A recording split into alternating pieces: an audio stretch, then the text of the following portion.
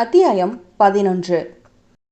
சமையல் அறையில் இருந்து பாரி வெளியேறிய பிறகும் மலரின் மனதில் சிம்மாசனமிட்டு அமர்ந்து விட்டான்.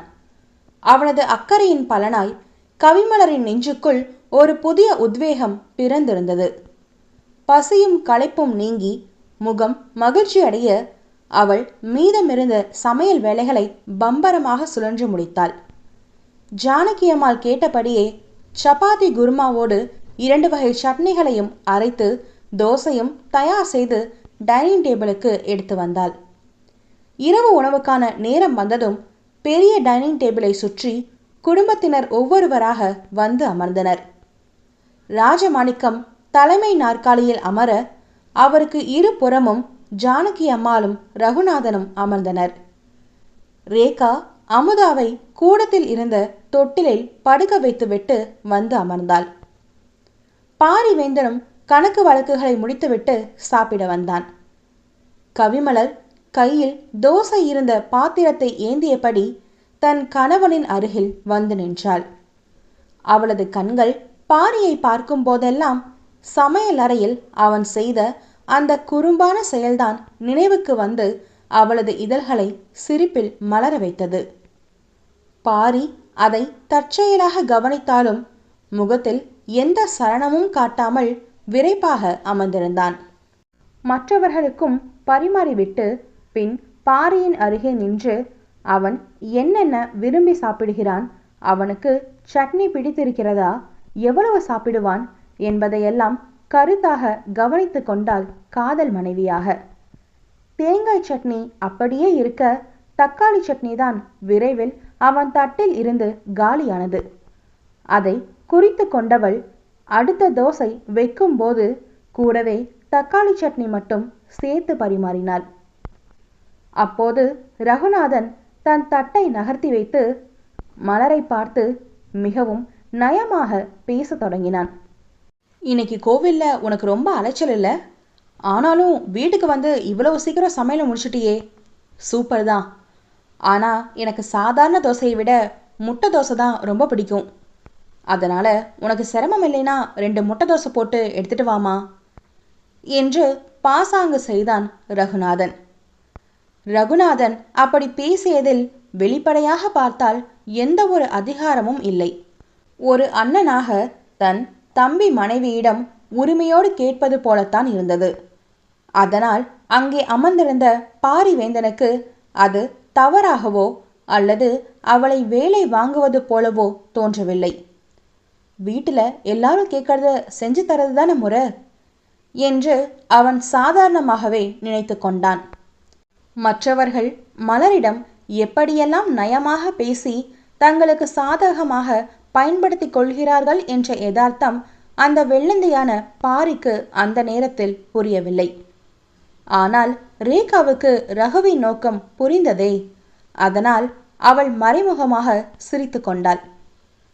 மலரும் சற்றும் யோசிக்காமல், ஐயோ இதில் என்னங்க சிரமம், இதோ அண்ணன் இப்போதே போட்டு எடுத்துட்டு வரேன் என்று புன்னகையோடு சமையலறை நோக்கி ஓடினாள். அடுத்த சில நிமிடங்களில் ரகுநாதனுக்கு முட்டை தோசையை ஊற்றி எடுத்து வந்து பரிமாறியிருந்தாள் கவிமலர். ராஜமாணிக்கம் சப்பாத்தியை பிட்டு கவிமலர் செய்திருந்த குருமாவில் தொட்டு வாயில் வைத்தார். உணவின் சுவை அவரது நாவிற்குள் இறங்கியதும் அவரது முகத்தில் ஒரு அலாதியான திருப்தி பிறந்தது. அவர் மலரை நிமிர்ந்து பார்த்து, சப்பாத்தி மிருதுவா ரொம்ப நல்லா இருக்குமா, இந்த குருமாவும் ரொம்ப பிரமாதம், உங்க அம்மா கைப்பக்குவம் அப்படியே உனக்கும் இருக்குமா என்று அவளை தன் மனதார பாராட்டினார். மாமனார் தன்னை தன் தாயோடு ஒப்பிட்டு பாராட்டிய அந்த வார்த்தைகள் கவிமலரின் இதயத்தை குளிர வைத்தது. அவளது முகம் சந்தோஷத்தில் ஜொலித்தது. ஆனால் ஜானகி அம்மாளுக்கு அந்த பாராட்டு சுத்தமாக பிடிக்கவில்லை. அவர் தன் கையில் இருந்த சப்பாத்தியை தட்டில் போட்டு, இப்போ இவ என்ன பெரிய விருந்தா சமைச்சிட்டா, இவ்வளவு தூரம் புகழ்றீங்க, சப்பாத்தியை யார் செஞ்சாலும் ஒரே போலத்தான் வரும், இதில் என்ன பெரிய கைப்பக்குவம் வேண்டி கிடக்கு, அதுவும் இந்த குருமாவில் காரத்தை வாரி கொட்டி இருக்கா, நாக்கெல்லாம் எரியுது, காரமாக வேற வச்சிருக்கா என்று முகத்தை சுளித்து குறை சொன்னார். குறை சொன்ன ஜானகி அம்மாளின் பேச்சை கேட்டு மலரின் முகம் சற்று சுருங்கியது. ஆனால் அங்கே ஒரு வேடிக்கையான முரண்பாடு நடந்து கொண்டிருந்தது. குருமா காரமாக இருக்கிறது, சமையல் சரியில்லை என்று குறை சொன்ன அதே ஜானகி அம்மாள் தான் இப்போது தன் தட்டில் இருந்த 5வது சப்பாத்தியை அந்த குருமாவில் முழுமையாக தொட்டு மிச்சம் வைக்காமல் ரசித்து சாப்பிட்டு கொண்டிருந்தார். அவரது வாய் சாடினாலும் வயிறு அவரது கை பக்குவத்திற்கு அடிமையாகி இருந்தது. இதை உற்று கவனித்து கொண்டிருந்த ராஜமாணிக்கத்திற்கு சிரிப்பு வந்துவிட்டது. அவர் தன் மனைவியை பார்த்து கேலியாக, என்ன ஜானகி, சாப்பாடு நல்லா இல்லை, காரமாக இருக்குன்னு குறை சொல்கிற, ஆனால் நீ சாப்பிட்றத பார்த்தா அப்படி தெரியலையே. சும்மா காரணமே இல்லாமல் அந்த பொண்ணை குறை சொல்லிட்டு இருக்காத. சாப்பாடு பிரமாதமாக இருக்கு, சும்மா குறை சொல்லாமல் சாப்பிட்டு வா என்று கூறி தன் மனைவியை லேசாக அதட்டிவிட்டு உணவு முடித்து எழுந்து சென்றார். ராஜமாணிக்கம் சொன்னதை கேட்டு ஜானகியின் முகம் சுருங்கி போனது. பாரி தன் அம்மாவையும் மலரையும் மாறி மாறி பார்த்தான். அவனது இதழோரம் ஒரு மெல்லிய புன்னகை தோன்றி மறைந்தது. உணவு நேரம் முடிவடைந்ததும் குடும்பத்தினர் ஒவ்வொருவராக தங்களின் இரவு உணவை முடித்து கொண்டு தத்தமது அறைகளை நோக்கி நகரத் தொடங்கினர். ஜானகி அம்மாள் மலரை வன்மத்தோடு ஒரு பார்வை பார்த்துவிட்டு தன் அறைக்குள் நுழைந்தார். கவிமலர் டைனிங் டேபிளில் இருந்த பாத்திரங்களை ஒவ்வொன்றாக எடுத்து சமையல் அறைக்குள் வைக்க தொடங்கினாள். அப்போது தொட்டிலில் அழுது கொண்டிருந்த அமுதாவை ரகுநாதன் கையில் ஏந்தி கொண்டு சமாதானம் படுத்தி கொண்டிருக்க, பாரி அருகில் வந்து, கொடுனா, நான் வெளியில தோட்டத்தை கூட்டிட்டு போறேன் என்று சொல்லி தன் கைகளில் ஏந்தினான். பாரிக்கு தன் அண்ணன் மகள் என்றால் உயிர். அவளை தன் நெஞ்சோடு அணைத்து கொண்டவன் மாளிகைக்கு வெளியில் இருந்த பரந்த நந்தவன தோட்டத்திற்குள் மெதுவாக உலா போகத் தொடங்கினான். இரவு நேரத்து மல்லிகை பூக்களின் வாசனையும் குளிர்ந்த தென்றல் காற்றும் அந்த இதமான சூழலை மிகவும் அமைதியாக மாற்றியிருந்தது. பாரி குழந்தையை தூக்கியபடி நிலவொளியில் மெதுவாக நடந்து கொண்டிருக்க, அவனது கண்களோ சாளரத்தின் வழியே சமையல் அறையில் வேலை செய்து கொண்டிருந்த மலரையை நோக்கியது. இந்த அமுதாவைப் போலதான் அவளும் சிறு பிள்ளை போல தன்னிடம் பிடிவாதம் பிடித்து காலையில் தோட்டத்தில் நின்றதை நினைத்து அவனுக்கு சிரிப்பு வந்தது.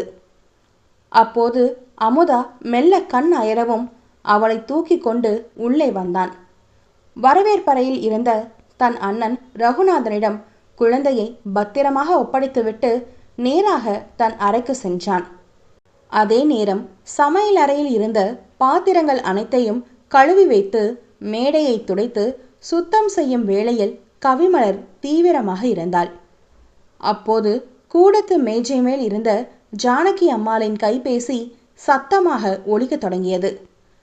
அந்த அமைதியான இரவு நேரத்தில் அதன் சத்தம் சமையலறை வரை கேட்டது. தன் அறையிலிருந்து வெளியே வந்த ஜானகி அம்மாள் போனை எடுத்து பார்த்தார். திரையில் மலரின் அம்மா என்ற பெயர் மின்னிக் கொண்டிருந்தது. அதை பார்த்ததும் ஜானகி அம்மாளின் முகம் லேசாக இறுகியது. போனை எடுத்து ஆன் செய்து ஸ்பீக்கரில் வைத்தபடி சோபாவில் அமர்ந்தார். அதே நேரம் சமையலறை மேடையை துடைத்து முடித்துவிட்டு வெளியே வந்தாள் மலர். ஜானகி போனில் பேசியது அந்த நிசப்தமான இரவு நேரத்தில் அவளது காதுகளில் மிக தெளிவாக விழுந்தது. சொல்லுவள்ளி, இந்த நேரத்தில் ஃபோன் பண்ணியிருக்க என்றார் ஜானகி அம்மாள் எவ்வித ஒட்டுதலும் இல்லாமல். மறுமுனையில் மலரின் அம்மா வள்ளியின் குரல் மிகவும் பவ்யமாகவும் தயக்கத்தோடும் ஒலித்தது. வணக்கம்மா, அது பொன்னையும் மாப்பிளையும் முறைப்படி மறு வீட்டுக்கு நாளைக்கு அழைக்க வரலாம்னு இருக்கோம்மா, அதான் உங்களுக்கு சொல்ல கூப்பிட்டேன் என்றார் மிகவும் ஆசையோடு.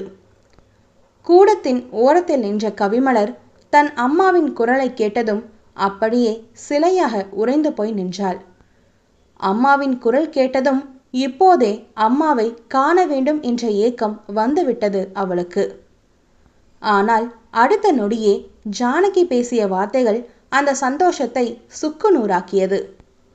இங்க பார்வள்ளி, ஏதோ சூழ்நிலை காரணமா என் பையன் உன் பொண்ணை கட்ட வேண்டியதா போச்சு. அதுக்காக இப்படியே வந்து உறவாடலாம்னு நினைக்காத.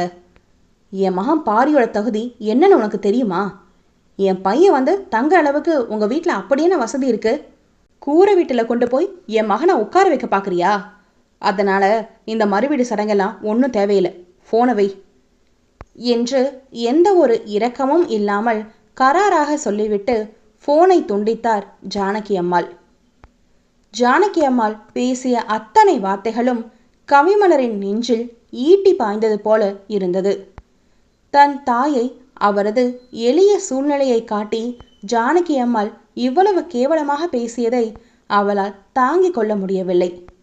கண்களில் இருந்து கண்ணீர் வழிய தன் உதடுகளை இறுக்கமாக மூடிக்கொண்டு சமையலறைக்குள் ஓடினாள். அங்கே தனியாக நின்று சிறிது நேரம் விம்மி அழுதவள் தன் அம்மா இப்போது எவ்வளவு வேதனைப்பட்டு கொண்டிருப்பார் என்பதை உணர்ந்தாள். உடனே தன்னிடம் இருந்த போனை எடுத்து தன் அம்மாவுக்கு தொடர்பு கொண்டாள். மறுமுனையில் போனை எடுத்த வள்ளி பேசக்கூட முடியாமல் அழுது கொண்டிருப்பது மலருக்கு புரிந்தது. அம்மா, அழாதம்மா. அத்தை பேசுனதை நினச்சி நீயே கலங்குற. அவங்க கோபக்காரங்க தான், ஆனால் கெட்டவங்க இல்லைம்மா. பெரிய இடத்து வழக்கமெல்லாம் நமக்கு தெரியாதுல்ல, அதான் அவங்க அப்படி பேசிட்டாங்க. நீ இதையெல்லாம் மனசில் வச்சுக்காதம்மா என்று தன் அழுகையை விழுங்கி கொண்டு தன் தாய்க்கு ஆறுதல் கூறினாள். அட, நான் ஒரு கிறுக்கி. அவங்க பேசினதும் உண்மைதானே. மாப்பிள்ளை வந்து தங்குற அளவுக்கு எங்கே வசதி இங்கே இருக்கு? நம்ம இயலாமையை எடுத்து சொன்னதும் அழுக வந்துடுச்சு மலரு. வேற ஒன்றும் இல்லை. என்ன இருக்கோ அதானே சொன்னாங்க என்று மகளுக்காக சமாளித்தார் வள்ளி. அம்மா, அத்தை என்ன சொன்னா என்ன? மாமாவே நாளைக்கு என்ன நம்ம வீட்டுக்கு கூட்டிகிட்டு போகிறேன்னு சொல்லியிருக்கார் தெரியுமா? நாளைக்கு நானே நேராக நம்ம வீட்டுக்கு வந்து உன்னை பார்க்குறேம்மா. நீ எதை பற்றியும் கவலைப்படாமல் நிம்மதியாக தூங்கு என்று பொய் சொல்லி தன் அம்மாவை தேற்றினாள் கவிமலர். அம்மாவிடம் பேசி முடித்ததும் அவளது மனம் இன்னும் கனத்தது. நாளைக்கு மாமா நான் கூப்பிட்டா என் கூட வருவாரா என்னன்னு தெரியலையே. அம்மாவை சமாதானப்படுத்த இப்படி பொய் சொல்லிட்டோமே என்ற பயமும் சேர்ந்து கொண்டது. சரி, நாம பொறுமையா எடுத்து சொல்லுவோம். மாமா புரிஞ்சுப்பாரு என்று அவன் தன்னிடம் இதுவரை நடந்து கொண்ட விதத்தை வைத்து நம்பிக்கை கொண்டு தன் அறைக்கு சென்றாள் கவிமலர். அறையின் கதவை திறந்து உள்ளே நுழைந்தபோது அங்கே விளக்குகள் அனைத்தும் அணைக்கப்பட்டு ஒரு மெல்லிய இரவு விளக்கு மட்டும் எரிந்து கொண்டிருந்தது. பாரிவேந்தன் கட்டிலில் ஒரு புறமாக திரும்பி படுத்திருந்தான். கவிமலர் கதவை மெதுவாக சாற்றிவிட்டு அறைக்குள் இருந்த நிலை கண்ணாடிக்கு முன்னால் வந்து நின்றாள். இந்த ஒரு நாளில் தன் வாழ்க்கையில் எத்தனை மாற்றங்கள் நடந்துவிட்டன என்ற திகைப்பு ஏற்பட்டது. ஆனாலும் அந்த திகைப்பு அவளுக்கு இன்பத்தையே வாரி வழங்கியது. கட்டிலில் தூங்கிக் கொண்டிருக்கும் தன் கணவனை ஏக்கமாக பார்த்தாள்.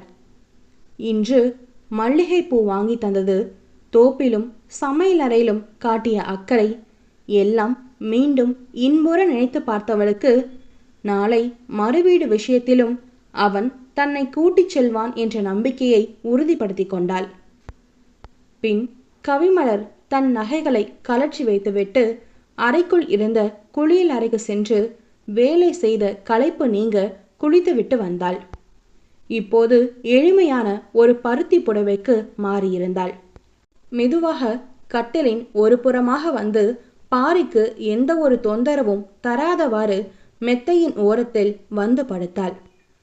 ஆனால் அவள் படுத்த அடுத்த வினாடி தூங்குவது போல் நடித்து கொண்டிருந்த பாரிவேந்தன் சட்டென திரும்பி தன் பலமான கைகளால் அவளது இடையை வளைத்து பின்னாலிருந்து அவளை இறுக்கமாக அணைத்து கொண்டான்.